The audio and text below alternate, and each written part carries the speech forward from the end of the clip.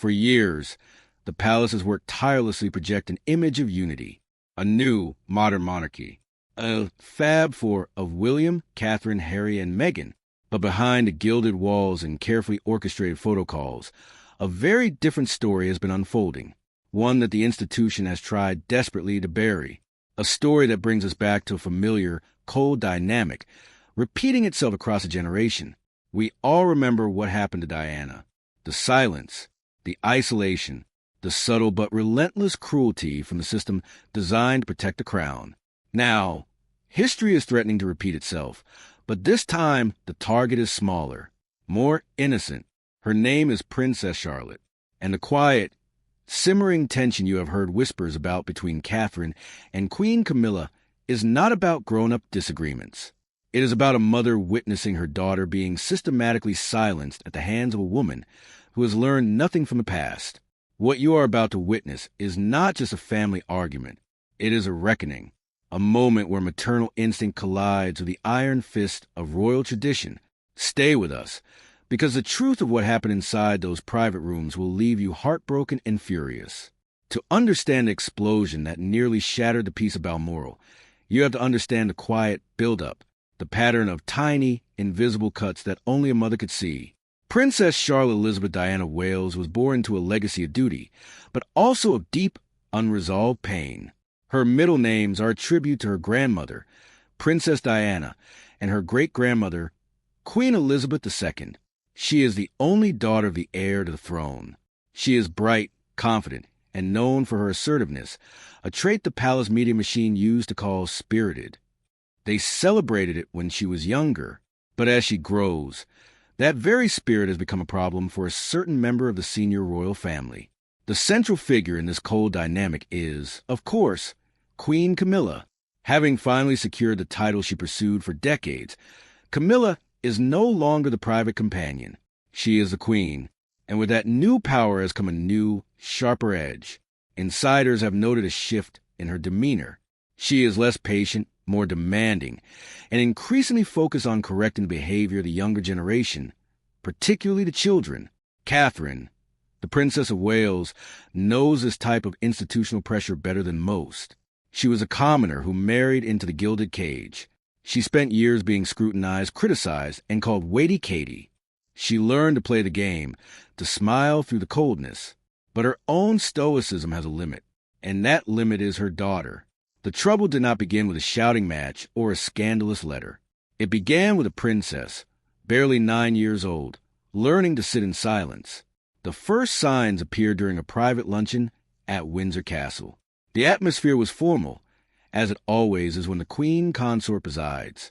The conversation turned to Charlotte's recent interest in dancing. According to a source close to the household staff, Charlotte spoke up excitedly. She described a new ballet move she had learned, her hands gesturing as she spoke. It was a normal, joyful moment of childhood. But Camilla did not smile. Instead, she offered correction. Little girls in the royal family do not wave their hands about the table, Charlotte, Camilla said. Her voice reportedly flat and instructional. It is undignified. It draws attention. The table fell silent. William looked down at his plate. Charlotte's smile vanished. She folded her hands in her lap and did not speak again for the rest of the meal. Catherine watched it happen. She saw her daughter's shoulders slump. She saw the light in her eyes dim. But for the sake of the luncheon, she said nothing. That was the first incident, but it was not the last. Over the following weeks, the pattern became undeniable. During the game of cards at Sandringham, Charlotte went around and let out a small, happy gasp. Camilla looked up and said, "We do not cheer for ourselves. That is what servants do." But that is not all. The most painful moment for Catherine came during a family afternoon at Highgrove. Charlotte, having learned a new piece on the piano, asked if she could play for her grandfather, King Charles. Before the king could respond, Camilla intervened. "We do not perform on demand, Charlotte. It is exhausting for everyone. Perhaps later if there is time, but do not pressure your grandfather." Charlotte backed away from the piano. She did not ask again. Catherine saw the pattern clearly now. It was not about using the correct fork. It was about breaking the child spirit. It was about ensuring that the next generation of royal women knows their place. Keep watching, because Catherine's patience was about to run out. The question from Charlotte, asterisk, does Granny Camilla not like me? Asterisk, became the catalyst for a Cold War that the public never saw. Catherine spent nights reflecting on her own entry into the royal fold. She remembered the cold shoulders, the weighty Katie headlines, and the sense of being an outsider in a world of ancient rules. She had endured it for herself, but seeing it directed at her daughter, that was a bridge too far. The atmosphere within the palaces shifted. The warm, maternal energy Catherine brought to Windsor was now guarded by a sharp, protective instinct. She began ensuring she was never far from Charlotte whenever Camilla was in the room. She became a silent sentinel, a human shield between her daughter's fragile confidence and the queen consort's traditional discipline. But as the summer of 2023 approached, the pressure mounted. The coronation had passed, and Camilla's position was more secure than ever. With that security came an increased boldness. Sources close to the household began to whisper about the Camilla Standard. It was a set of unwritten rules regarding how the royal children should behave in her presence. No running, no loud laughter, and certainly no displays of common behavior that Catherine had introduced from the Milton side of the family. The tension reached a boiling point during a weekend at Highgrove. It was a formal dinner, and for the first time, Charlotte was allowed to stay for the main course. It was supposed to be a milestone, a sign of her growing maturity. Instead, it became a minefield. Camilla spent the evening critiquing Charlotte's posture, her choice of cutlery, and even her appetite. "A princess should eat like a bird, Catherine," Camilla remarked, her voice carrying across the table. Asterisk, we mustn't let her develop healthy habits that might be hard to maintain later. Asterisk, the implication was clear. It was a jab at Catherine's own background and a subtle critique of how she was raising her children. Catherine felt the air leave the room. She looked at William, hoping for a defense, but he remained caught in the impossible position of a son and a future king. He offered a diplomatic smile, but his eyes were fixed on his wine glass. Catherine didn't back down. She looked Camilla directly in the eye and said, asterisk, Charlotte is an active girl. She needs her strength. And more importantly, she needs to feel comfortable in her own home. Asterisk, the word home hung in the air like a challenge. Camilla's expression didn't flicker, but the temperature in the room dropped 10 degrees. The quiet protest Catherine had been mounting was now becoming a visible resistance. But that is not all. The true escalation was yet to come. As the family prepared for their annual retreat to Balmoral, the stakes were raised. Balmoral is a place of deep history, the site of the Queen's passing, and the spiritual heart of the monarchy. It is also where the hierarchy is most strictly enforced. Away from the prying eyes of London, the old guard feels most at home. Catherine knew that Balmoral would be the ultimate test. She warned William that if Camilla crossed the line again, the diplomatic approach would be over. William, sensing the genuine fire in his wife, tried to play the peacemaker. But as many have learned over the years, you do not tell a mother her child is being bullied and expect her to remain calm. Keep watching, because the events that unfolded in the Scottish Highlands would change the dynamic between these two women forever. To understand why this conflict is so potent, one must look back at the history of the House of Windsor. This is a family that has always struggled with the outsiders. From the way they treated Diana to the way they initially viewed Catherine herself, the monarchy has a reflex to protect itself by cooling the warmth of those who enter it. The late Prince Philip was known for his Navy grit, a belief that children should be toughened up by the institution. Camilla, having grown up in the shadow of that era, carries that same philosophy. To her, Charlotte isn't just a granddaughter. She is a piece of the monarchy's future that must be molded, pruned, and controlled. But Catherine represents a new era.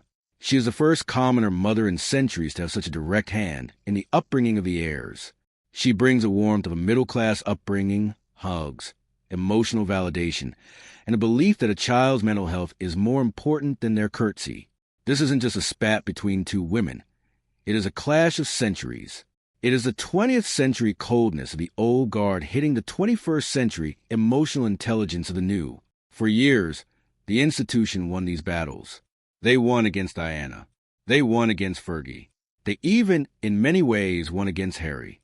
But they had never faced someone as disciplined, as popular, and as fiercely maternal as Catherine. The climax arrived on a rainy Tuesday afternoon at Balmoral. The Highlands were shrouded in mist, and the family had been confined indoors. Catherine had gone to the library to find Charlotte, who had been missing for half an hour. As she approached the small drawing room, she heard voices. She paused outside the heavy oak door. Camilla was inside, and she wasn't alone with a lady-in-waiting. She was talking to Charlotte. "You must understand, Charlotte." Camilla's voice was sharp, devoid of the performative warmth she used in public.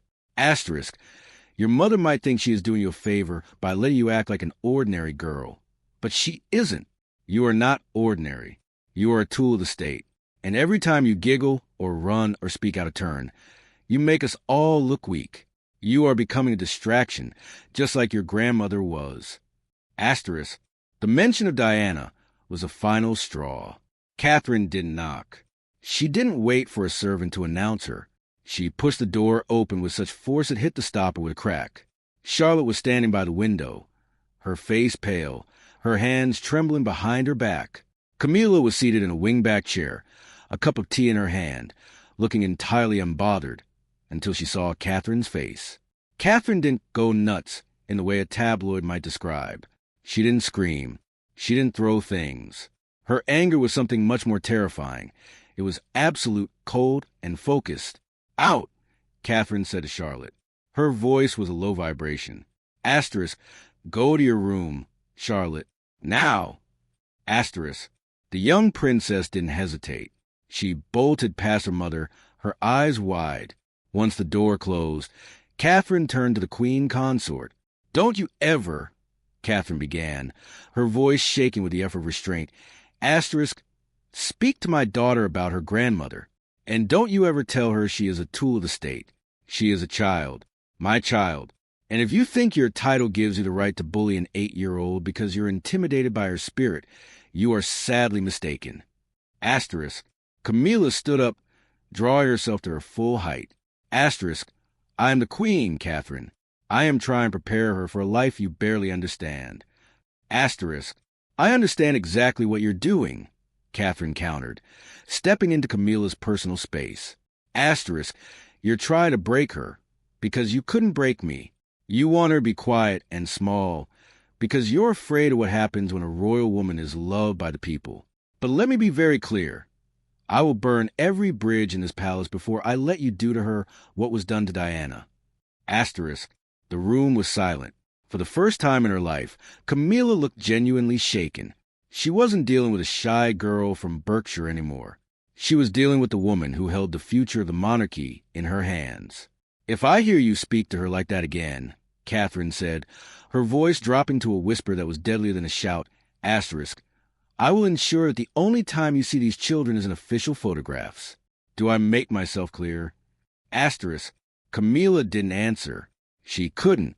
She simply watched as Catherine turned on her heel and walked out, the sound of her heels echoing like a drumbeat of war through the halls of Balmoral.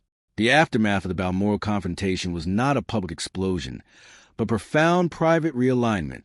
In the days that followed, the atmosphere at the estate changed. The Camilla standard vanished as quickly as the Highland mist. The queen consort, for the first time since her marriage to Charles, found herself navigating a palace where she was no longer the most formidable woman in the room. Catherine did not seek an apology. She knew that in the world of the royals, an apology is a sign of weakness that someone like Camilla would never show. Instead, Catherine sought results. She moved Charlotte's schedule. She ensured that every lesson or correction regarding the children's behavior went through her office first. She reclaimed the narrative of her daughter's life. But the most important change was in Charlotte herself. The withdrawal that Catherine had noticed at Windsor began to fade. The girl who had been told she was a tool of the state was once again allowed to be a child who loved piano, loved sports, and loved to laugh. She saw her mother stand up to the highest power in the land, and in doing so, she learned the most valuable royal lesson of all, that true grace is not about silence. It is about the courage to stand for what is right.